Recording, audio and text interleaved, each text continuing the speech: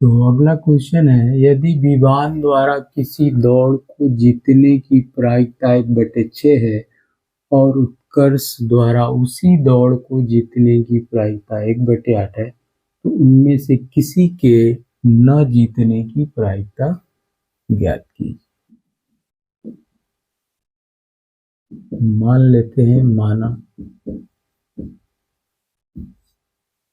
विमान द्वारा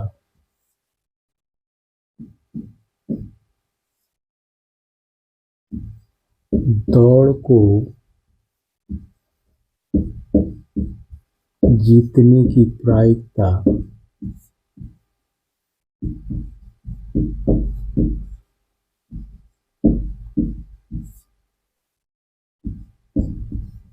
P of V है।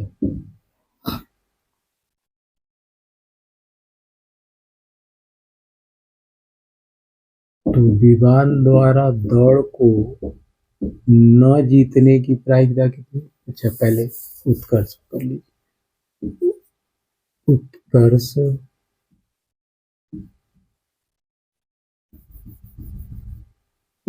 ये वाली स होती है उत्कर्ष में, ठीक है, तो बना लीजिएगा उत्कर्ष। ये उत्कर्ष द्वारा दौड़ को जीतने की प्रायिकता P ऑफ U है, ठीक। अब मान लीजिए कि दिया है P, चूंकि दिया है P of V is equal to 1/6 तथा P of U is equal to 1/8।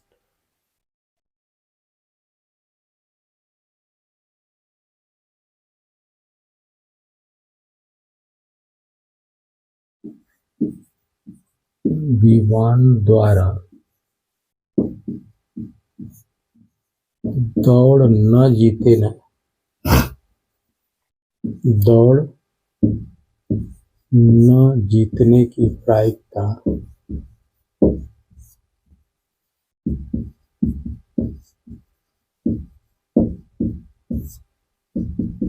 यह V डैश हो जाएगा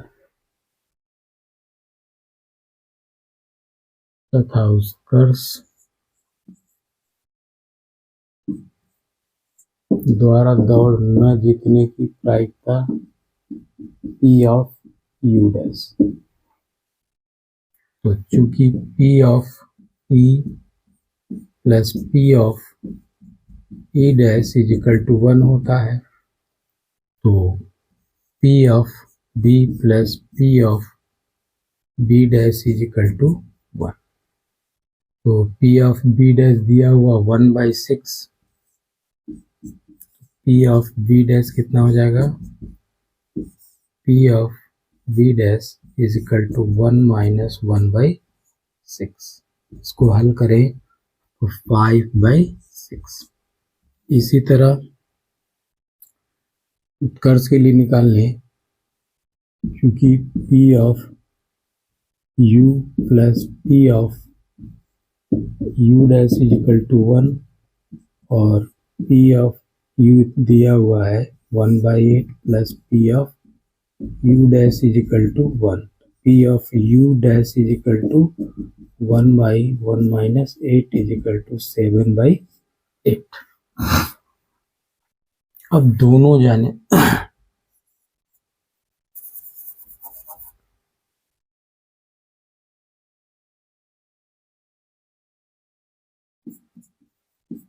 दोनों में से किसी के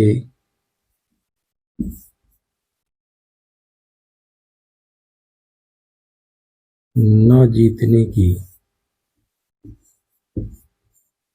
प्रायिकता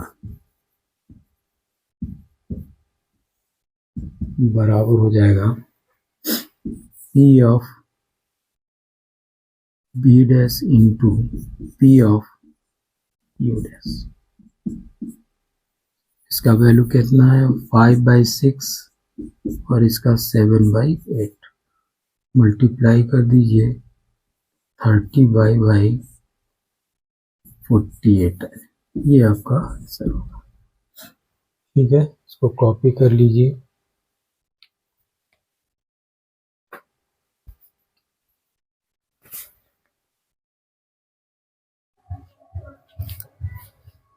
तो अगला क्वेश्चन है 16, यदि x is equal to a cos square 2t तथा y is equal to a sin square 2t है तो dy बाई dx का मान ज्ञात कीजिए। तो देखिए जो दिया है ये प्राचलिक समीकरण है ना, जो दिया गया है वो प्राचलिक समीकरण है। x is equal to a cos square 2t और y is equal to a sin square 2t। ठीक है,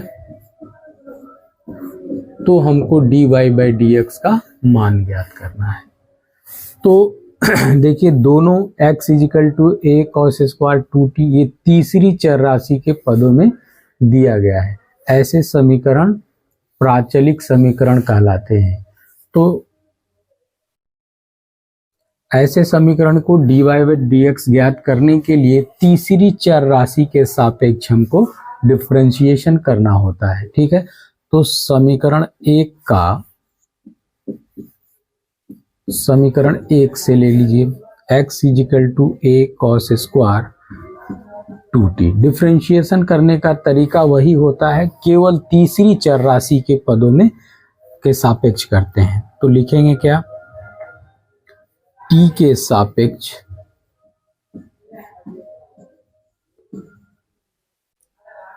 अवकलन करने पर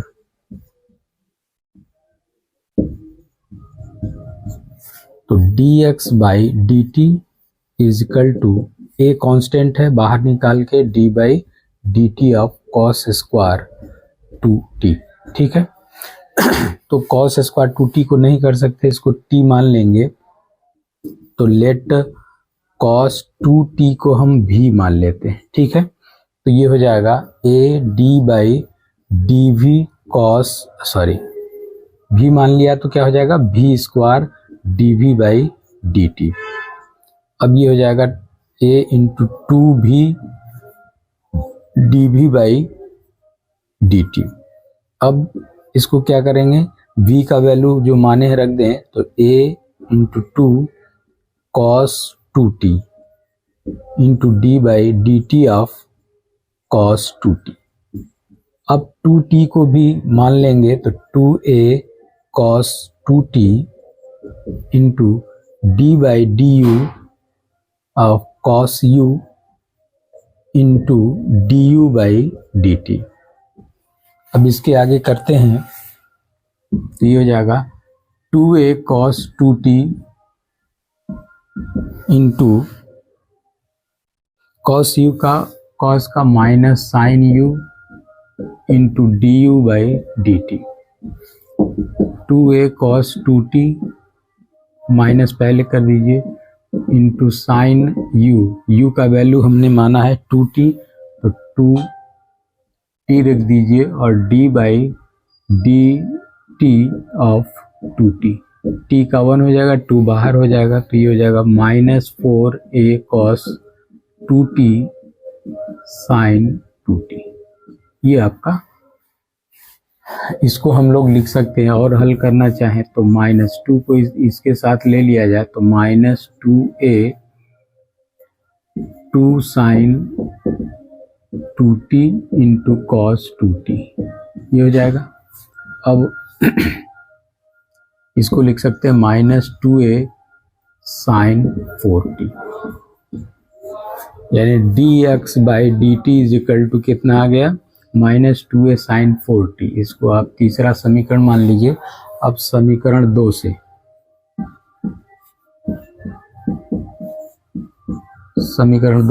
dy इज इक्वल टू आपका कितना है a साइन स्क्वायर 2t। तो dy by dt is equal to A into D by D T of sine square 2t।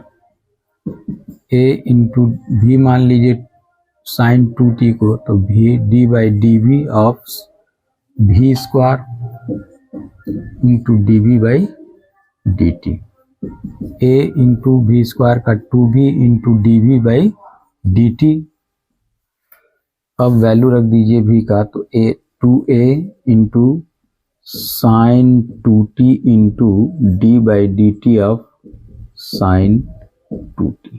इस t को आप u मान लीजिए, तो 2a sine 2t into D by D U of sine u into D U by D T. ये हो जाएगा 2a sine 2t into sine का cos u into D U by D T.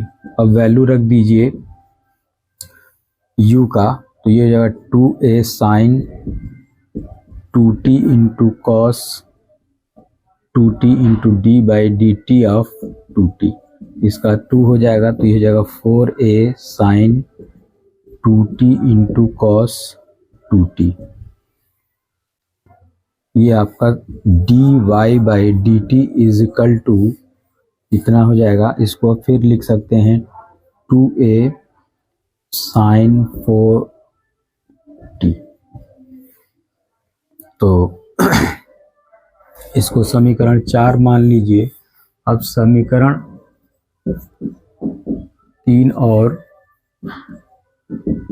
4 से भाग दे दीजिए, तो D Y by D T by D X by D T. इसका मान आया है आपका D Y by D T का 2a साइन 4t, और इसका आया है माइनस 2a साइन 4t। ये और ये कट जाएगा, a से कट जाएगा, यानी -1 आ जाएगा। तो D Y by D X is equal to -1। तो इसको कॉपी कर लीजिए। तो ये सारे क्वेश्चन में 17, 18, 19, 16 की तरह है सारे। आप पहले आप क्या करेंगे, D X by D T निकाल लेंगे, फिर इसको तीसरा समीकरण मान लेंगे, फिर D Y by D T मान लेंगे निकाल कर, इसको चौथा समीकरण। चौथे समीकरण में यानी समीकरण 4 भागे समीकरण 3 कर देंगे, ठीक है। तो ये हो जाएगा D Y by D X का मान आ जाएगा। यानी ये सारे क्वेश्चन इसी तरह हैं और इम्पॉर्टेंट भी हैं। 22, 23, 22 में आए हुए हैं, ठीक है। तो इसको उतार लीजिए, उस पर सेम 16 लग जाए। 16 अगर समझ में आ गया, 17, 18, 19 सेम वैसे ही क्वेश्चन, केवल डिफरेंशिएशन आना चाहिए, ठीक है।